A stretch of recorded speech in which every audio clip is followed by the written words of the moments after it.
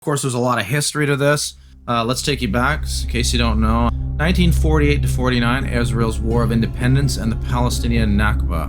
On November 29, 1947, the United Nations voted to partition the British Mandate of Palestine into a Jewish state and an Arab state.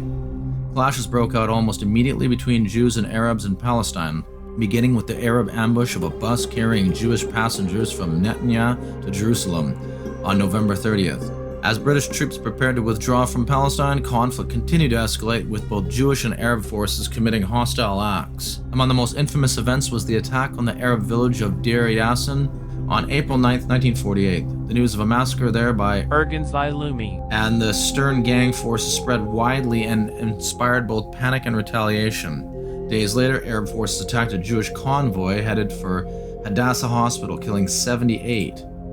On the eve of the British forces' May 15, 1948 withdrawal, Israel declared independence. The fighting intensified immediately.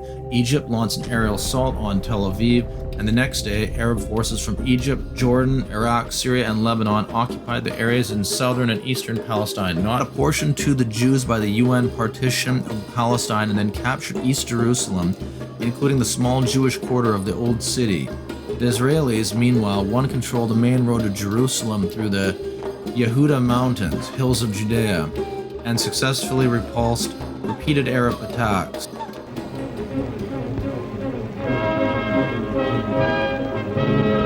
New savagery flares up in Palestine as terror gangs strike again, this time at the Goldsmith Officers Club in Jerusalem. Covered by small arms fire, the terrorists hurled suitcases full of explosives through the windows of the club, which immediately blew up. By early 1949, the Israelis had managed to occupy all of the Negev up to the former Egypt-Palestine frontier, except for the Gaza Strip. Between February and July 1949, as a result of separate armistice agreements between Israel and each of the Arab states, a temporary frontier was fixed between Israel and its neighbors. In Israel, the war is remembered as its War of Independence. In the Arab world, it came to be known as the Nakba, catastrophe, because of the large number of refugees and displaced persons resulting from the war. Tensions mounted again with the rise to power of Egyptian President Gamal Abdel Nasser, a staunch pan-Arab nationalist. Nasser took a hostile stance toward Israel. In 1956, Nasser nationalized the Suez Canal, a vital waterway connecting Europe and Asia that was largely owned by French and British concerns. France and Britain responded by striking a deal with Israel, whose ships were barred from using the canal and whose southern port of Eilat had been blockaded by Egypt, wherein Israel would invade Egypt. France and Britain would then intervene, ostensibly as peacemakers, and take control of the canal. In October 1956, Israel invaded Egypt's Sinai Peninsula. In 5 days, the Israeli army captured Gaza, Rafah, and Al Arish, taking thousands of prisoners, and occupied most of the peninsula east of the Suez Canal. The Israelis were then in a position to open sea communications through the Gulf of Aqaba. In December, after the joint Anglo-French intervention, a UN emergency force was stationed in the area, and Israeli forces withdrew in March 1957. Though Egyptian forces had been defeated on all fronts, the Suez Crisis, as it is sometimes known, was seen by Arabs as an Egyptian victory. Egypt dropped the blockade of Eilat. A UN buffer force was placed in the Sinai Peninsula. Arab and Israeli forces clashed for the third time, June 5th to 10th, 1967, in what came to be called the Six-Day War, or June War. In early 1967, Syria intensified its bombardment of Israeli villages from positions in the Golan Heights.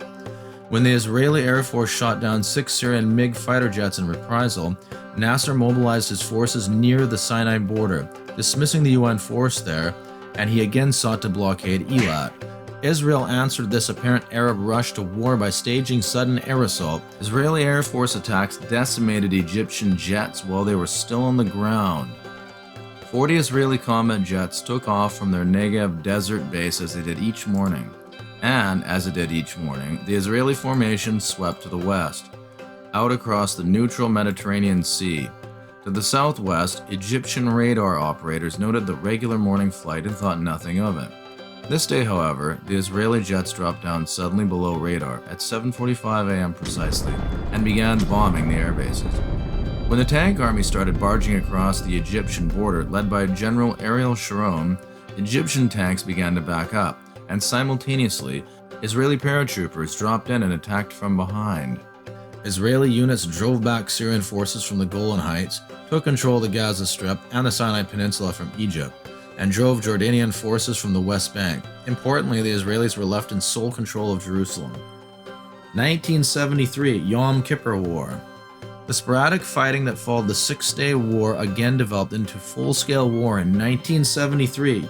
On October 6th, the Jewish holy day of Yom Kippur, thus Yom Kippur War, Israel was caught off guard by Egyptian forces crossing the Suez Canal and by Syrian forces crossing into the Golan Heights.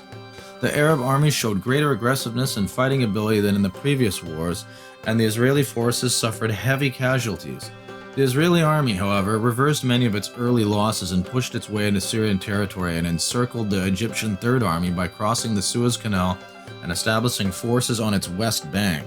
Still, it never regained the seemingly impenetrable fortifications along the Suez Canal that Egypt had destroyed in its initial successes.